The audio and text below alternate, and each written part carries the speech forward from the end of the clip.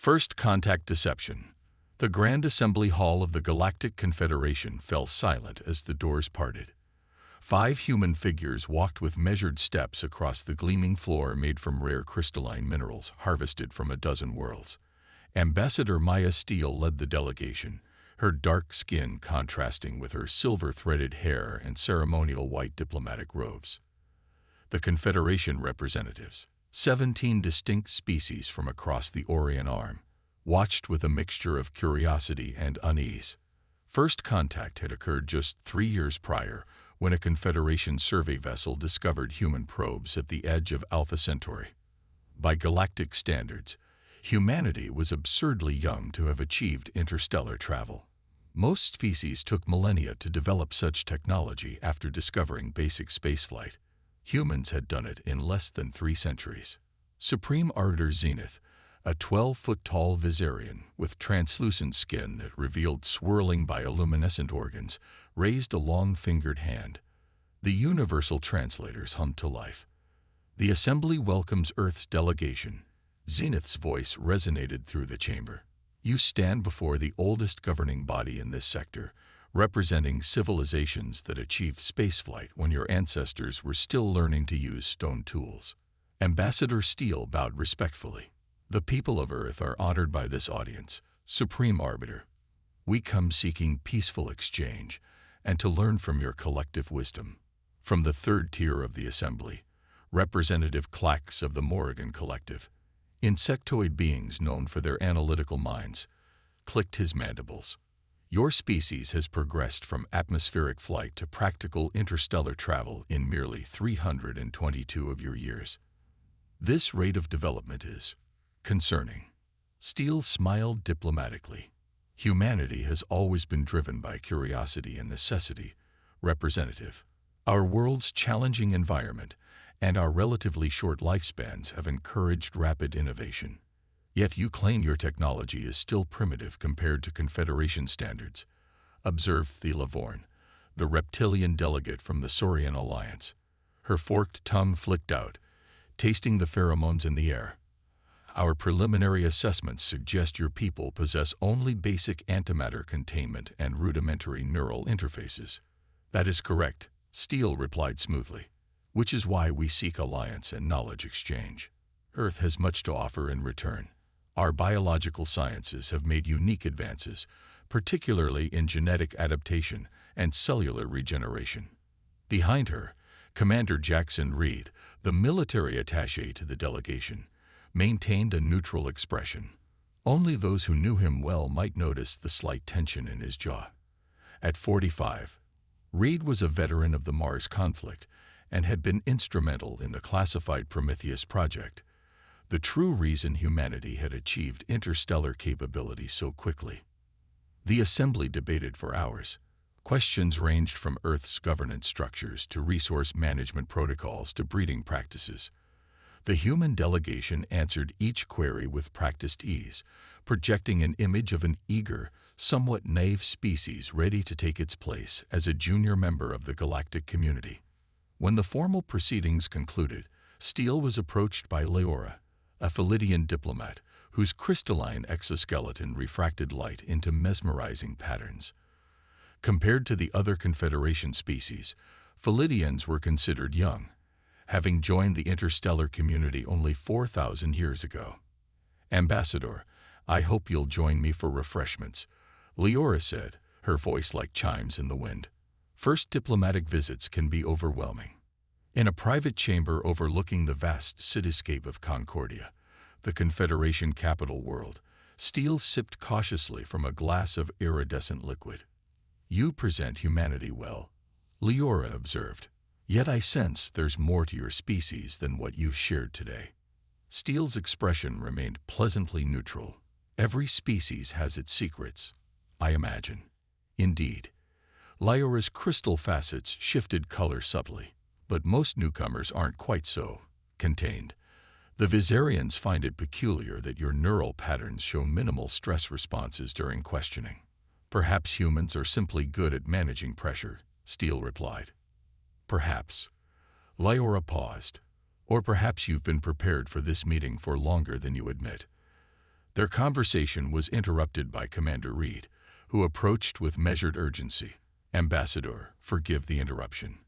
We've received a priority communication from Earth Command." Once aboard their diplomatic vessel, the Olive Branch, Reed activated the secure quantum channel.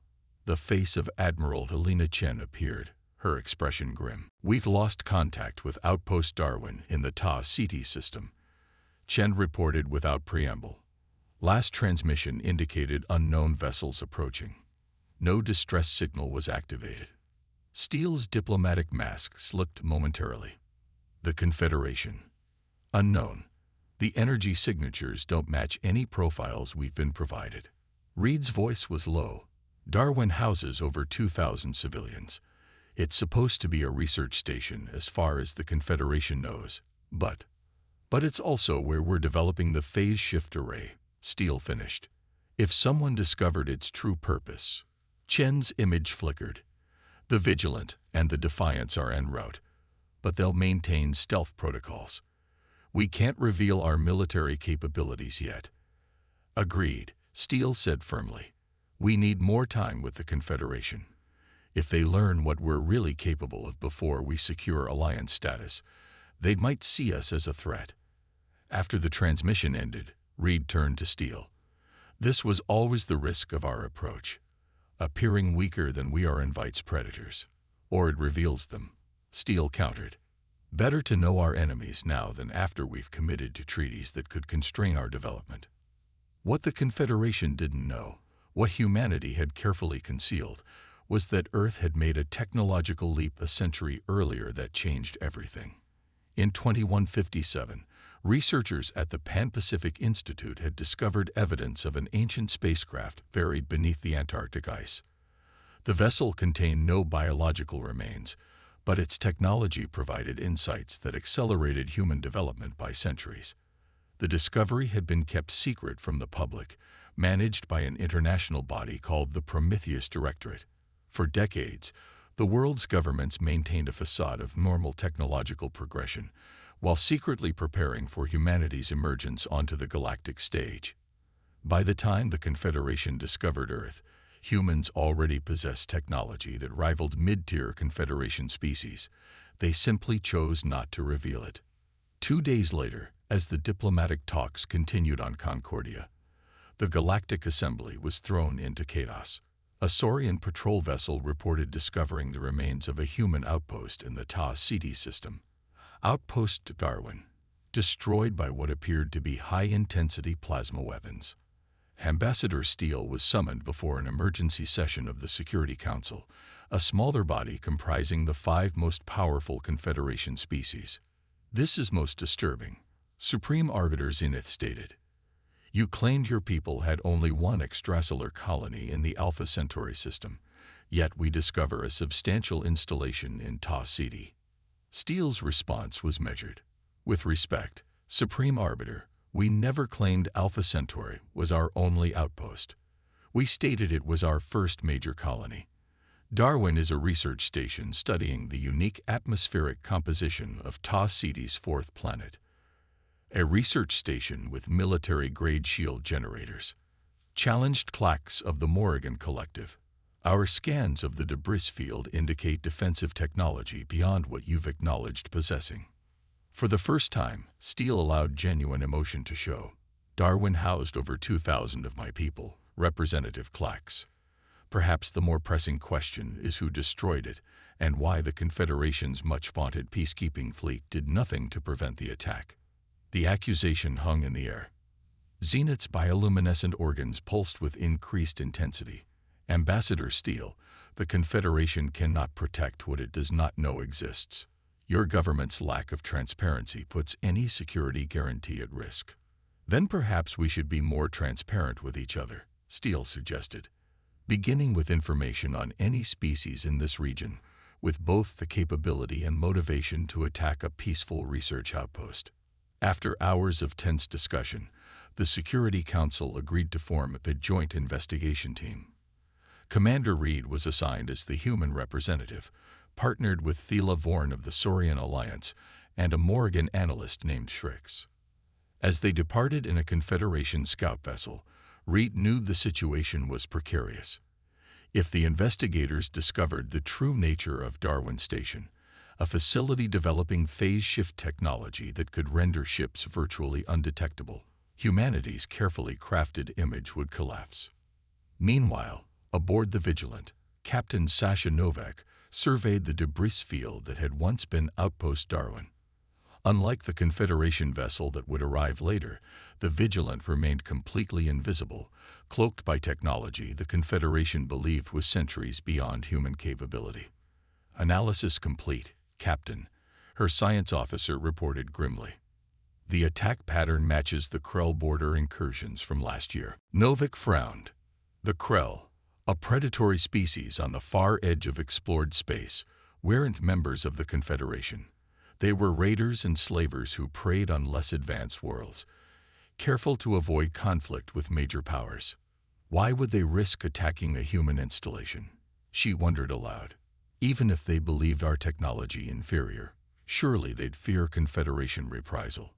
Unless they knew we weren't under Confederation protection yet, her executive officer suggested, or unless someone told them we'd be an easy target. Novak's eyes narrowed. "Send everything we found to Admiral Chen and prepare a targeting solution on that incoming Confederation vessel. Let's see if our partners in this investigation are being entirely honest with us." On Concordia, Ambassador Steele faced a private meeting with Leora, who had requested an unofficial conversation.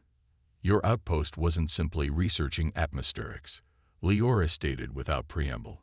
"My sources indicated house technology that should be beyond your current development stage." Steele studied the Philidian carefully. "Why would you tell me this?" "Because the Philidians were once like humanity," Leora replied, her crystalline structure shifting to a deep blue. "When we joined the Confederation, we were young, eager, and naive. We did not understand that the Confederation's primary function is not to foster cooperation, but to control technological development." "Go on," Steele said cautiously. "The oldest species fear being surpassed. They have seen civilizations rise and fall for millennia. They established protocols that appear benevolent but effectively ensure newcomers remain dependent." Leora's voice lowered. "The attack on your outpost was no coincidence. Someone wanted to assess your true capabilities." "You think the Confederation orchestrated the attack?" "Not officially. But certain factions within it used proxies like the Krell when direct action would be politically inconvenient." Steele was silent for a long moment. "Why are you telling me this?" "Because change is coming to the Confederation, Ambassador Steele, and humanity may be the catalyst that forces it." Leora's crystalline form caught the light. "The question is, are you truly as peaceful as you claim to be, or have you been preparing for war all along?" As Steele left the meeting, her secure communicator vibrated. A message from Earth Command appeared on her retinal display. "Prometheus protocol activated. Stand by for if you are thinking your instructions." The facade was beginning to crumble. Soon, the galaxy would learn what humanity was truly capable of. Humanity unleashed. Commander Jackson Reed studied the holographic display aboard the Confederation scout vessel. The debris field that had once been Darwin Station rotated slowly before him, each fragment tagged and analyzed by the ship's eye. Beside him, Thelavorn's scaled skin glistened under the blue light of the display. "These weapon signatures are consistent with Krell disruptor technology," she observed, her reptilian eyes narrowing. "Yet something feels choreographed about this attack." Shrix, the Morrigan analyst, clicked his mandibles in agreement. "The strike pattern shows unusual precision for Krell raiders. They typically cause excessive collateral damage, yet here the destruction appears calculated to eliminate specific sections of the station." Reed kept his expression neutral even as his mind raced.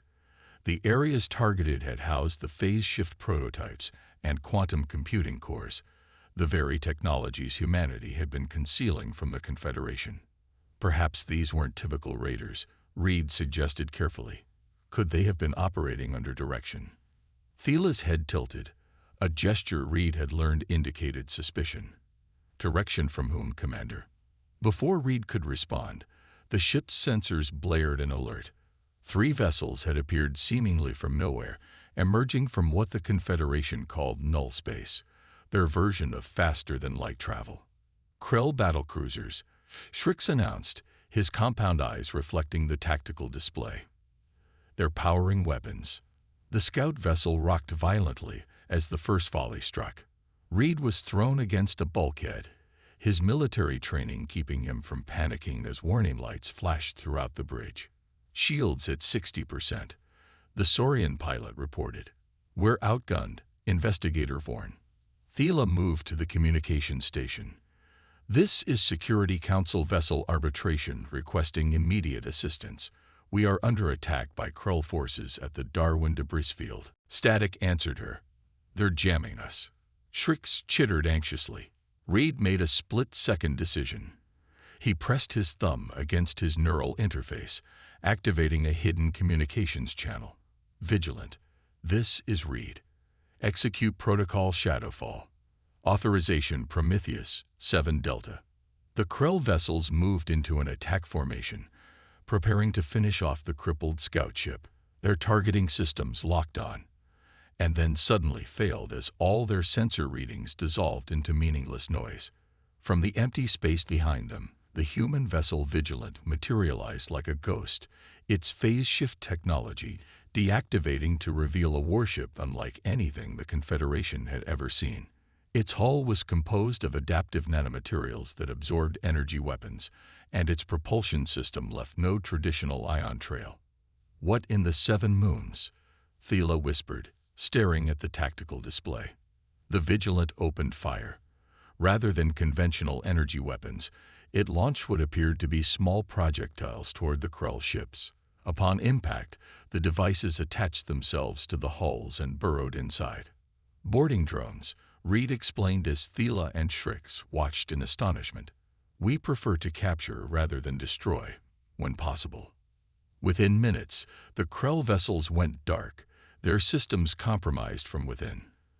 The Vigilant established a secure tractor beam, pulling the scout vessel to safety as its crew methodically took control of the enemy ships. Captain Novik's face appeared on the view screen. Commander Reed, we've secured the Krell vessels. You and your colleagues are welcome aboard. As they transferred to the Vigilant, Thela and Shrix stared at the advanced technology surrounding them. What they were seeing contradicted everything the human delegation had presented to the Confederation.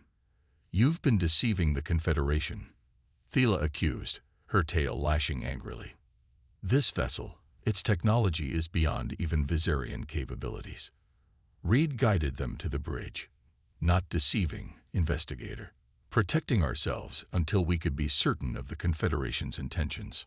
On the bridge, Captain Novak stood before a holographic display showing the captured Krell ships. Commander, our boarding teams have accessed their command systems. You'll want to see this. The display shifted to show communication logs. The text was in Krell language, but the translator rendered it clear. The raiders had been hired to attack human installations and assess their defenses.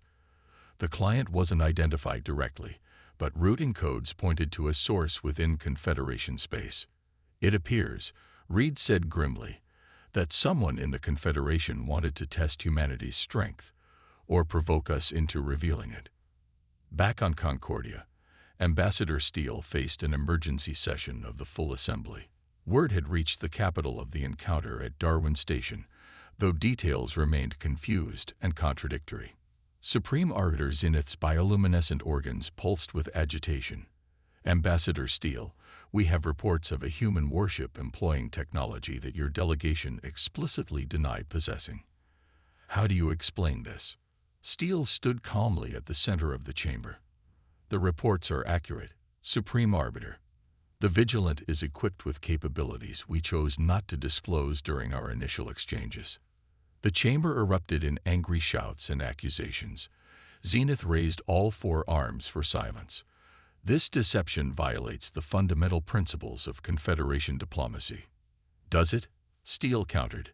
When my delegation arrived, You shared a comprehensive database of Confederation technologies supposedly available to new members. That database omitted 97 advanced weapons platforms we've since detected in Confederation space.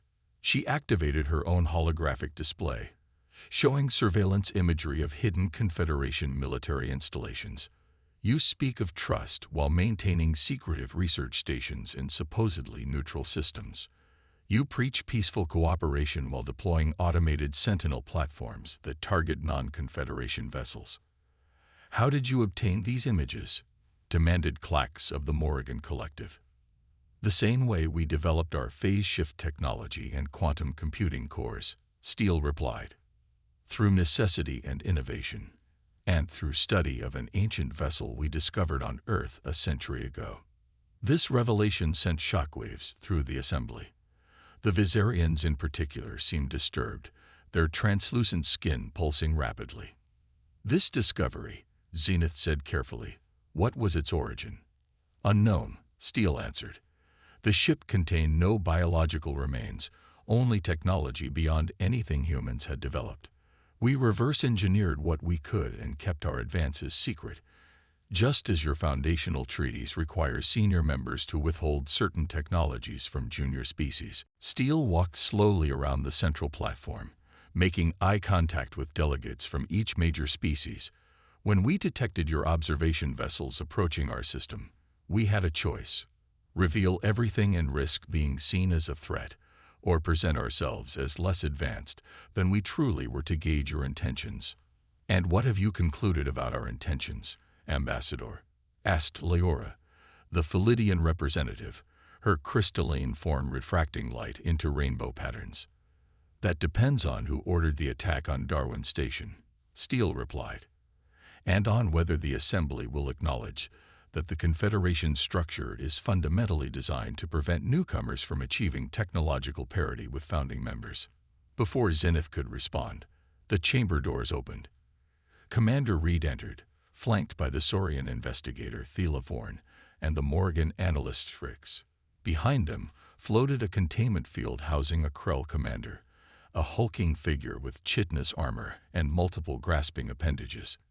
Investigators, Zenith acknowledged, clearly uncomfortable with this interruption. You were to submit a formal report, not bring prisoners directly to the Assembly. Reed stepped forward. The evidence couldn't wait, Supreme Arbiter. The Krell commander has provided testimony identifying who hired them to attack human installations. The Assembly fell silent as Reed activated a recording. The Krell's harsh voice, translated by the chamber systems, echoed through the hall. The contract came through standard channels, but the originating codes belonged to the Viserian Defense Directorate. Payment was transferred from accounts controlled by High Commander Tsestu. All eyes turned to a Viserian delegate seated near Zenith. High Commander Tsestu's bioluminescent organs dimmed as he rose to his full height. These accusations are baseless, he declared. The Krell are known liars and manipulators, which is why we didn't rely solely on testimony. Reed countered, producing a data crystal. This contains the complete financial records and communication logs recovered from the Krell command ship. It shows a pattern of contracted attacks against emerging species whose technological development was accelerating too rapidly for Confederation comfort. The implications hung in the air. It wasn't just humanity that had been targeted. It was any species that threatened to upset the carefully maintained technological hierarchy of the Confederation. Steele addressed the Assembly once more. Humanity did not come seeking conflict. We came hoping to find partners in exploration and advancement. Instead, we discovered a system designed to control rather than foster growth. She paused, letting her words sink in. Earth is prepared to join a true alliance of equals, but we will not submit to technological suppression or allow our colonies to be attacked as part of some test of our capabilities. The next 12 hours saw the Assembly in constant session as the evidence was examined and debated. High Commander Tsestu and several other Viserian officials were detained pending further investigation. Throughout the proceedings, the human delegation maintained a unified front, revealing only what was necessary about their true capabilities, while making it clear they possessed leverage. Finally, as Concordia's twin suns began to rise, Supreme Arbiter Zenith called for order. "The assembly has reached a preliminary conclusion," he announced, his voice carrying the weight of millennia of authority. "The actions taken against human installations were not sanctioned by the full Confederation, but were carried out by elements within our security apparatus who believed they were protecting established order." Zenith's four arms made a gesture of contrition. For 12,000 years, the Confederation has managed the technological development of member species to prevent destructive conflicts like those that scared our galaxy in ancient times. Some have interpreted this mandate too strictly, seeing any rapid advancement as a threat rather than an opportunity. He turned to Ambassador Steele. "The exposure of these actions presents an opportunity for reformation. The Assembly proposes a new framework for technological exchange, one that acknowledges the right of all species to develop along their natural path, while establishing safeguards against weaponization of the most dangerous innovations." Steele studied the Supreme Arbiter carefully. "And humanity's place in this new framework?" "Equal membership," Zenith replied, "with full representation on the Security Council and Technology Exchange Board. In return, we ask for transparency regarding your capabilities and cooperation in investigating the vessel you discovered." The terms were debated extensively among the human delegation. Finally, Steele addressed the Assembly again. "Earth accepts these terms, with one condition. The Confederation must acknowledge the autonomy of all member species. No more proxy attacks, no more technological suppression disguised as protection." In the days that followed, news of the agreement spread throughout Confederation space. Many junior member species, long frustrated by limitations on their development, saw humanity stand as an opportunity for change. The Philidians, in particular, became strong allies, with Leora working closely with Steele to draft new protocols for technological exchange. Aboard the Vigilant, Captain Novak received updated orders from Earth Command. The ship would remain at Concordia as a visible reminder of human capabilities, while the diplomatic details were finalized. "Do you think they'll honor the agreement?" her executive officer asked as they observed the gleaming capital whirl through the viewscreen. "I think they know what will happen if they don't," Novak replied. The Defiance and 3 other vessels remain in phase shift at strategic points throughout Confederation space. Trust but verify. That's been the Prometheus directive from the beginning. On Concordia, Ambassador Steele and Commander Reed walked through the Harmony Gardens, a sprawling park where plant species from thousands of worlds grew together in carefully maintained ecosystems. Admiral Chen reports that the Prometheus fleet stands ready, Reed said quietly. "If the Confederation reverts to its old ways, we can protect our colonies and interests." Steele nodded, pausing to observe a flowering plant from a distant world. "But that's not the outcome we're hoping for." "No," Reed agreed. "For all our preparations for conflict, our greatest hope has always been genuine partnership. The question is whether a system as old as the Confederation can truly change." "Systems change when they must," Steele replied. "Humanity didn't come to conquer the galaxy, Jackson. We came to find our place in it. But we won't accept a place of subservience." As they continued their walk, representatives from various species nodded respectfully or made their equivalent greeting gestures. The word had spread quickly. Humans were not the naive newcomers they had first appeared to be. They were a force to be respected, perhaps even feared. Yet Steele knew that fear was not the foundation upon which lasting peace could be built. In the coming months and years, humanity would need to demonstrate that its power came with wisdom, that its technological prowess could benefit all species. The ancient spacecraft discovered beneath the Antarctic ice had accelerated humanity's development, but it had also carried a warning, evidence that its creators had destroyed themselves through technological hubris. Humanity had taken the knowledge, but had vowed not to repeat those mistakes. As Supreme Arbiter Zenith approached them in the garden, his massive form moving with surprising grace, Steele prepared to begin the real work of diplomacy. The galaxy had witnessed humanity's power. Now it was time to show them humanity's vision for a future where advancement served life rather than threatened it. The facade had been necessary, but the truth, as it often did, had ultimately set them free.